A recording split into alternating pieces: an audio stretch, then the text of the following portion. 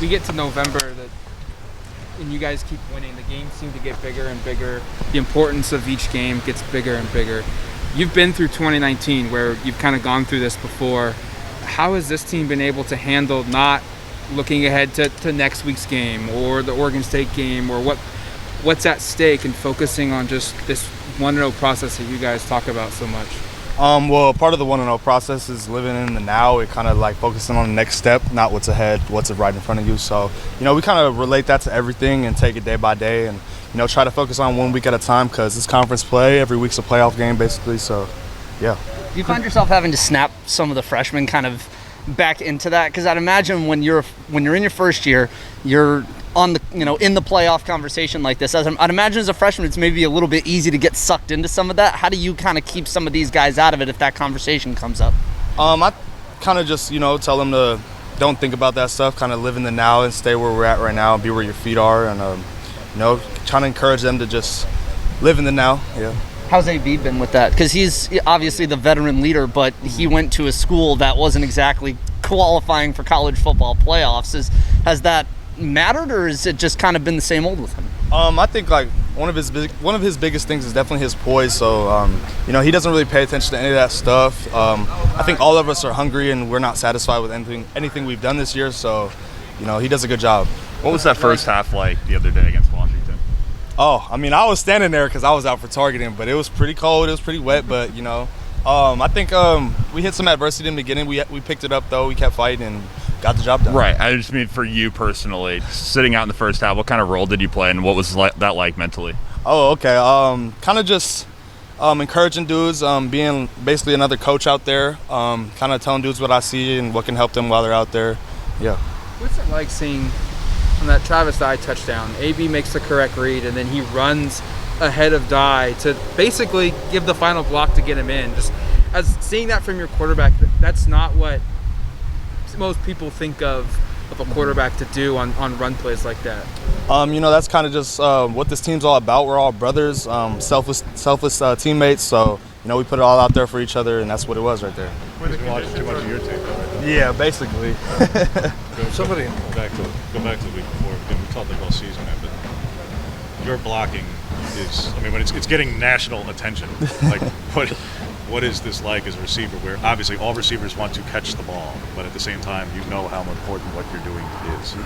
It's just part of our brand of football, physicality, doing it for your brother so that he can get in the end zone, and going 1-0 in every position on the field, every snap of the game. So that's our mindset when we're out there.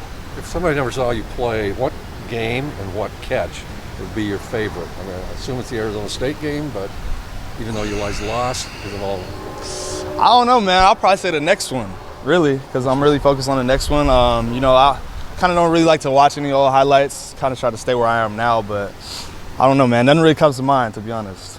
A game like last weekend when you guys, as a receivers room, put so much of an emphasis on blocking, was a game like that kind of just an example of why that's necessary when it's raining sideways, it's freezing, you're not going to throw the ball, and that's what all of the practice to blocking has been leading up to? We knew there was going to be some elements we had to deal with, but we deal with that every day. We practice outside, so we were ready for it, and we just did our job. Yeah.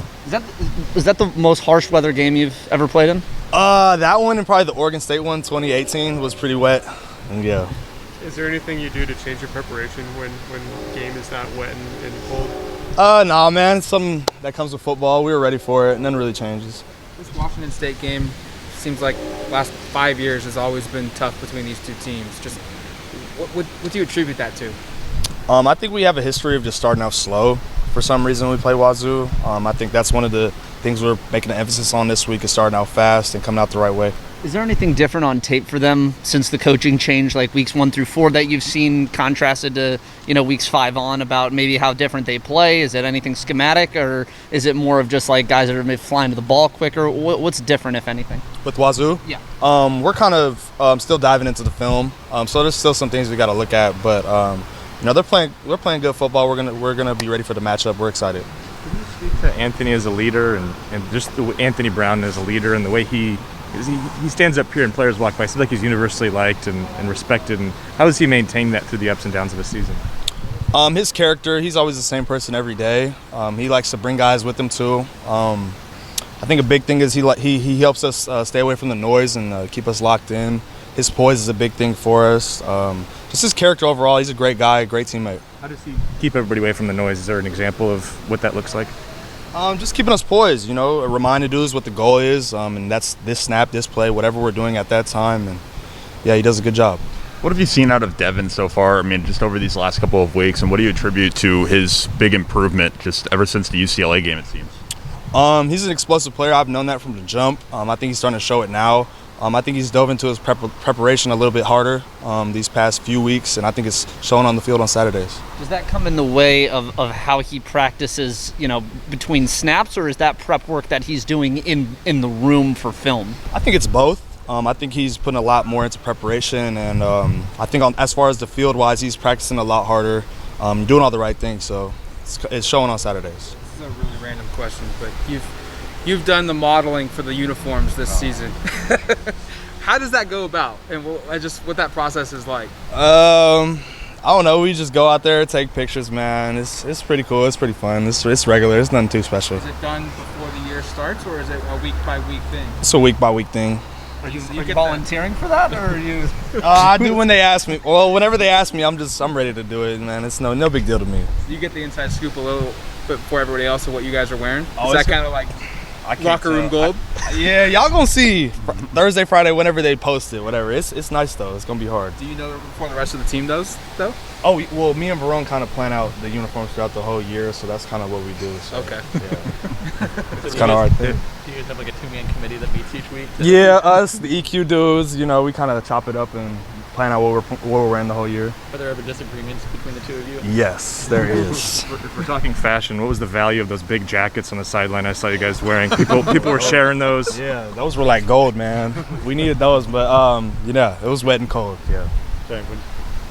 One way or another, and you obviously wanted to go to the playoff and championship and all that, obviously. But when your career is coming to a close here in one way, shape, or form in a couple months,